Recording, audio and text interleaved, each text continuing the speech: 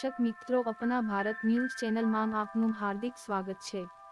ડભોઈ ઓરસંગ ગામડી નજીક ટ્રેનની અડફેટે દીકરીનું મોત। ડભોઈ તાલુકાના ગામડી ગામ પાસે ઓરસંગ નદી ઉપરથી પસાર થતા રેલવે બ્રિજ પર બની ઘટના। સ્ટેચ્યુ ઓફ યુનિટી જતી ટ્રેનની અડફેટે થયું દીકરીનું મોત। રેલવે વિભાગે વન વિભાગને કરી જાણ।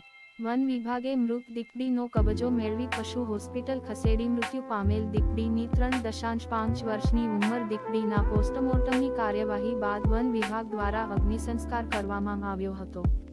ડભોઈ તાલુકાના કરનારી ગામડી વચ્ચે ઓરસંગ નદી પરથી પસાર થતાં રેલવે બ્રિજ ઉપર સ્ટેચ્યુ ઓફ યુનિટી જતી રેલવે ટ્રેનની અડફેટે દીકરી આવી જતા આ વાતની રેલવે વિભાગને જાણ થતાં તાત્કાલિક તેઓ દ્વારા વન વિભાગને જાણ કરતા વન વિભાગ દ્વારા તેનો કબજો મેળવી પશુ હોસ્પિટલ ખાતે દીકરીના પોસ્ટમોર્ટમ માટેની કાર્યવાહી બાદ વન વિભાગ દ્વારા તેનો અગ્નિસંસ્કાર કરવામાં આવ્યો હતો। જ્યારે કે જાણવા મળતી માહિતી મુજબ પણ વિભાગની બેદરકારીના કારણે આ બીજો બનાવ બન્યો હતો।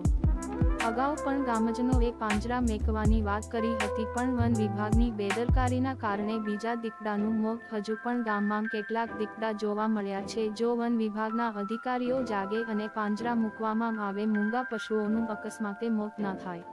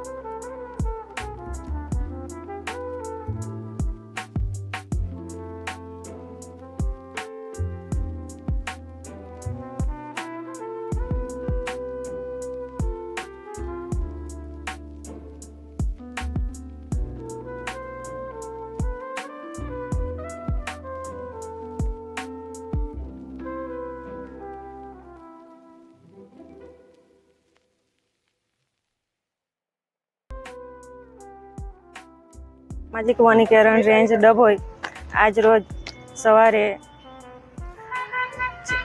ચાણોદ રેલવેના સ્ટાફ દ્વારા સ્ટાફને ટેલિફોનિક માહિતી મળેલ, કોલ કરીને જણાવવામાં આવેલ કે રેલવે ટ્રેક પર દીપડાનું એક્સિડન્ટ દ્વારા મૃત્યુ થયું છે। તો તાત્કાલિક સ્ટાફ અને નેચર સેવિંગ ફાઉન્ડેશનના વૈભવ પટેલ તથા તેમની ટીમ સ્ટાફ સાથે ત્યાં તાત્કાલિક સ્થળ પર પહોંચી અને નેચર હેલ્થ ફાઉન્ડેશન જીગાભાઈ ચાણોદ NGOના એમના ટીમ સાથે ત્યાં પહોંચી અમો સ્ટાફ સાથે વધુ તપાસ કરતા રેલવે ટ્રેક પર દીપડાનો મૃતદેહ અમને જોવા મળેલ અને વધુ તપાસ કરતા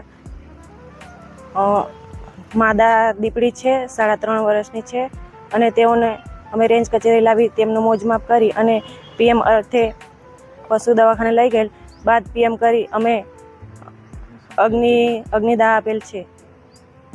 અગાઉ આ બનાવ બનેલો છે તો રેલવે દ્વારા તેમાં આગળની કાર્યવાહી શું થઈ? મૃત જણાયા